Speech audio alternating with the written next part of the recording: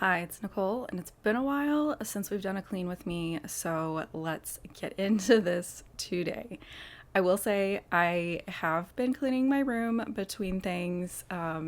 This particular instance was after a very large project in which time was not my friend, and I just needed to get it done, get through, and kind of deal with it after. We are now in the after. So I'm doing just a quick kind of overview here. Now, I will say this looks really bad, but I have to tell you, based on the amount of clips that I had to edit, it was really mostly just putting stuff away, and most of that stuff had a home. If you've been here for a while, you know I did a big room cleanup video that's about an hour long. It's probably my most watched video. I will go ahead and link that down below, as well as the eye above in case you are new and you have not watched that one. I talk a lot about kind of needing to find places for things, really do like a purge of stuff that I'm not using and that kind of thing. I have been putting this video off for a while, knowing that I wanted to make the video. I wanted to not only clean my room, but I find these videos usually a little bit difficult to do a voiceover because there's only so many ways that I can say, my room's dirty, please don't judge me, keep the comments nice, let's chat.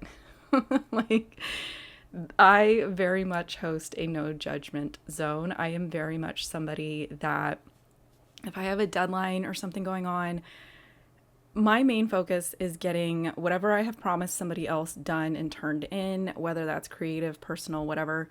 And then I will deal with, the mess and the chaos afterwards because, I'm focused on what somebody else needs first. And I think it's motivating to watch cleaning videos. I personally enjoy a good clean with me on TikTok. I don't know that I would ever post me cleaning like my bathroom or anything like that, but never say never around here, right? I have been wanting to do a clean with me with kind of the intention of discussing some like behind the scene things, some things that are kind of going on creatively with me, as well as my channel and that kind of stuff. So if you are an OG follower and you've been here for a while, you guys know my style, you guys know the things that I enjoy, and hopefully you guys know that I do enjoy the occasional kind of challenge, deadlines, stuff that kind of comes with design teams. For years, I have applied to large brands and been either politely told no, or you just never hear back because so many people apply to those. And it's kind of one of those things of, even if I know they're never going to pick me, I still want them to kind of see the stuff that I'm doing and just know how much I appreciate their product. So I want to say probably November, I'm on a video call with Lisa, my little scrappy BFF, and I kept telling her, I feel like something's coming. I feel like we were planning some different stuff for the following year for, collabs, our own channels, that kind of thing. That was kind of when we figured out that we were both planning on using the same collection to do the same year for month in review, just kind of one of those coincidences. And I just had this sense that something was coming. I think at that point I had just been accepted to the Tracy Reed design team, and I think I was like maybe a month into that when the Simple Stories design team call came out. I think I've applied to them 7 or 8 times. They are one of my favorite brands. And like I said, a lot of times I'm like, they're never going to pick me, but really I just want them to see what I've done with their products and kind of have just an opportunity to kind of email them and say, I love your stuff. Here's some stuff that I've done with it. Would love to be considered. Never, ever expecting to get an email while I'm sitting outside my kid's school, then going into full-blown panic attack that this cannot be real, that I've been accepted and I'm about to go on this crazy journey. Some other things have popped up here and there. It has very much become 2025 being my yes year, where I've sort of embraced this mentality of saying yes to these opportunities that have come my way. I don't understand how they've come my way. I still, like, a couple people have made a joke about now I'm a scrap celebrity, and that just kind of gives me the ick. Like, I'm just me. I just do what I like. Me do me, you do you. Very much, I don't know how any of this has happened. I'm writing out this yes year, and I am extremely appreciative of the opportunities that have come my way. Bella Boulevard was another one that I did not see coming. The generosity that comes from being on a design team is a little overwhelming. It's amazing. Sometimes you open up these product boxes and you're just like, why are they sending this to me? Like, I'm just me. So I'm trying to kind of just express my gratitude to the opportunities that I'm experiencing and kind of share with you guys that on my end, I'm having a yes year. I'm saying yes to things that maybe cause me to kind of shift my schedule a little bit around, maybe be a little bit busier, knowing that this is probably going to be my busiest year, but I don't think that it's going to be like a continuous thing. Now, I say that in the same like sharing mentality of, I want to say back around November when I'm having this conversation with Lisa and, I'm thinking about the following year. Usually November is when I kind of start planning things. This was when I was like, I really want to do a creating collections. Do you want to do it with me? I really want to do a month in review. Great. I don't know if I should apply for this. I probably won't get picked. I'll go ahead and apply for it, not knowing that I'm going to get a yes. Like, this is about the time where I noticed a significant dip in my views on YouTube, and I don't necessarily like focus on views. It's just one of these things that YouTube is such a one-sided thing that you're just, you put stuff up there, and unless somebody comments or unless the views kind of hit the same that they normally do, you don't really have a sense of knowing, are people still enjoying my content? Am I still providing inspiration to those that are expecting it? It's just kind of like one of those weird things that you can kind of use to base your, am I still doing what I should be doing type of a thing. I would say ever since then, I'm getting probably a third of the views that I used to. And it's one of those things that I can't quite put my finger on. And the only change that's really been there has been the acceptance of design teams and kind of this yes year that I'm having. So I'm hoping I'm not giving people the ick by being on design teams. I'm hoping that I'm still providing inspiration, but again, it's such a one-sided experience that it's difficult to tell because nothing really seems different in like my Facebook group that kind of supports my channel. The Facebook group is where I'm usually more able to answer questions quickly. I can share a photo of somebody saying, hey, how do you store this? What do you do with this? Like, nothing seems different there. And things like subscriber growth and like Instagram growth are all kind of still on the same like analytics that they've always been. So with the views being so low, it's weird. It's not something that I super focus on, but when you realize that it's 30% of what it used to be, you're just kind of like, is it me? Am I the drama? So with that, I had mentioned in my Facebook group that I was going to be doing this video, and I asked if anybody had any questions, and I even said, you can be as nosy as you want to, and I'll do my best to answer what I can answer. And I thought it would be fun to kind of include it in this type of video. So I took screenshots of the questions, cut the names out so I didn't make anybody feel uncomfortable. This one I get a lot.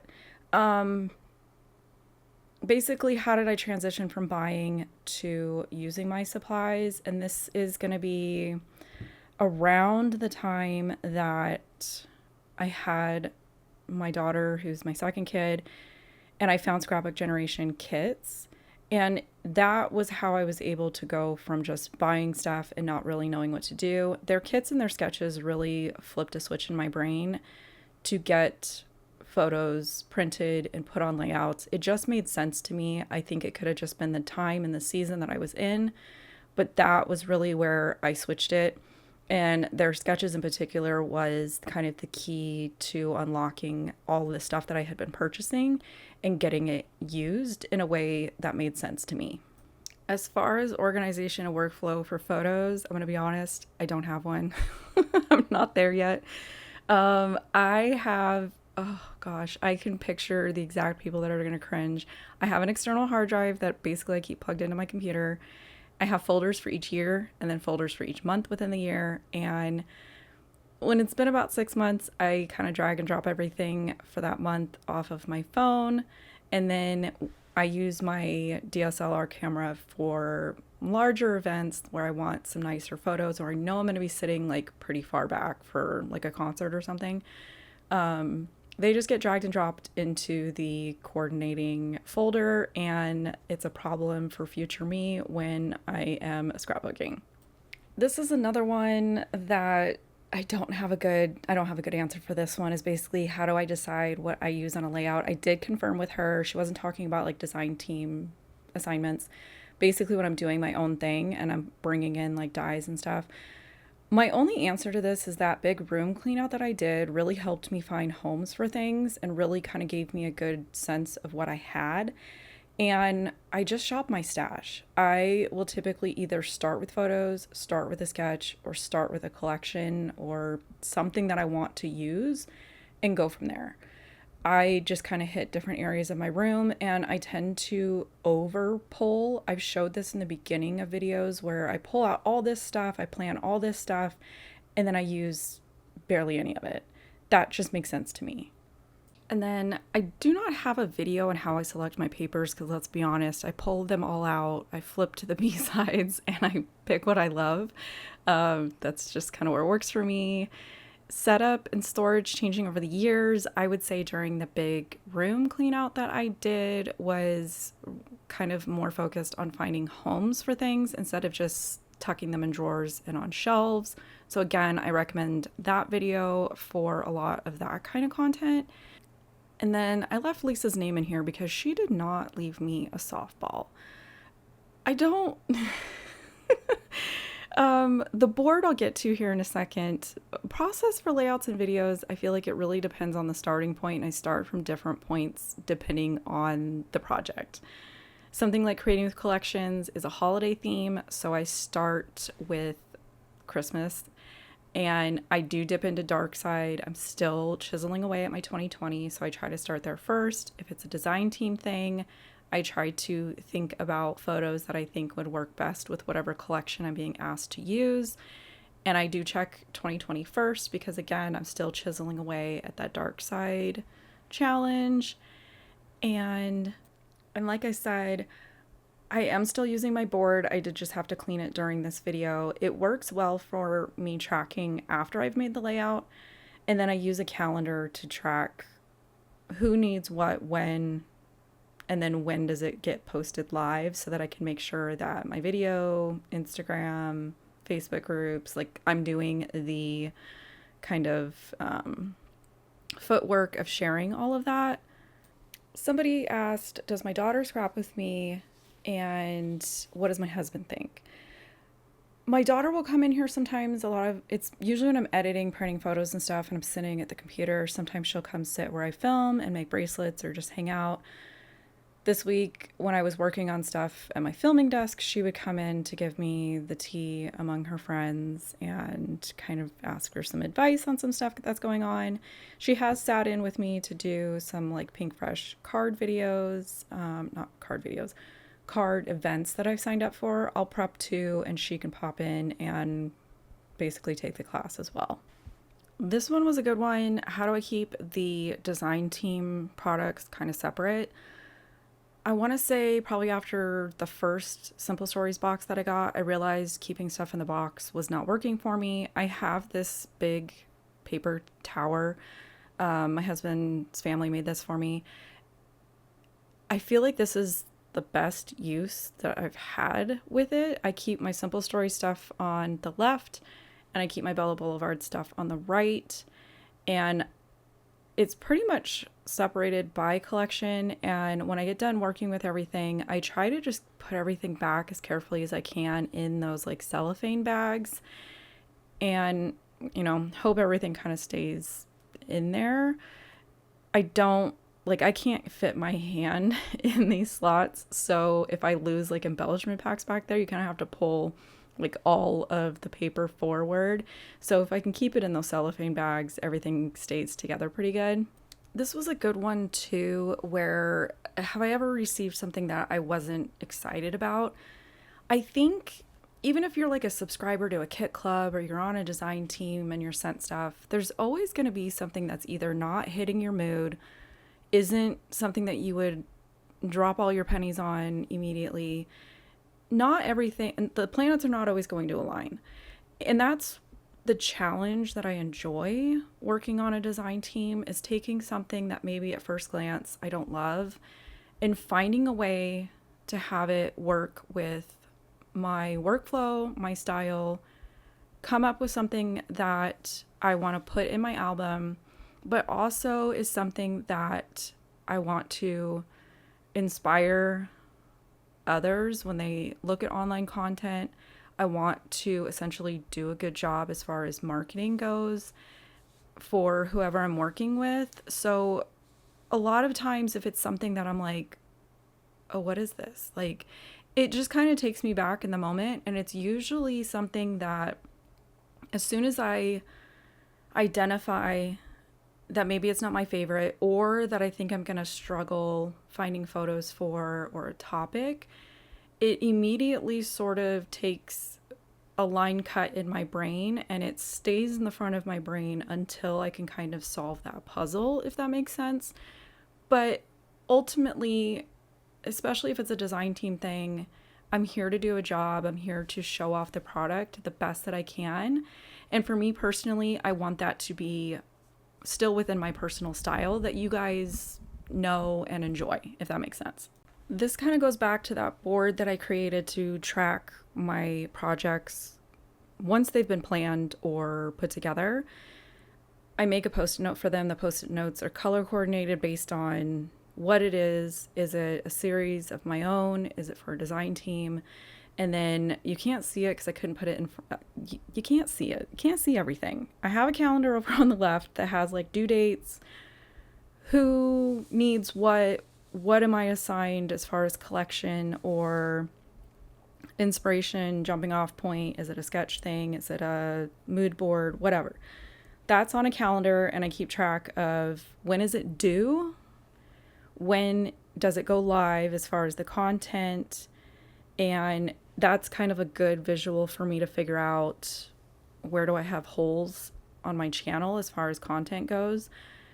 You guys know by now I will never intentionally have like a super organized flow of when I share videos, because right now with the yes year that I'm having, the majority of the stuff that I share is relied on somebody else's calendar. So I don't really have a say in when I can post certain things, unless it's something like creating collections or month in review or something that I'm doing on my own. Even like card making videos, I've got a little bit of leeway there as far as when I can post them, that kind of a thing.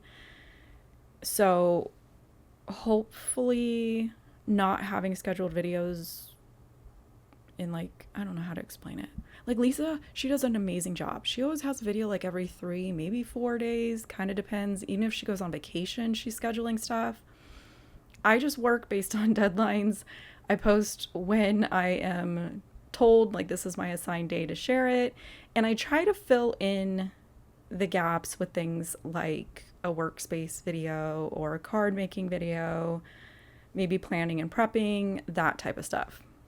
These next two I would say are a little bit more personal, less scrappy. Do I work outside the home? No, not anymore. I stayed home after I had my son. My husband does have to travel a little bit for work, but usually I get kind of advanced warning on it.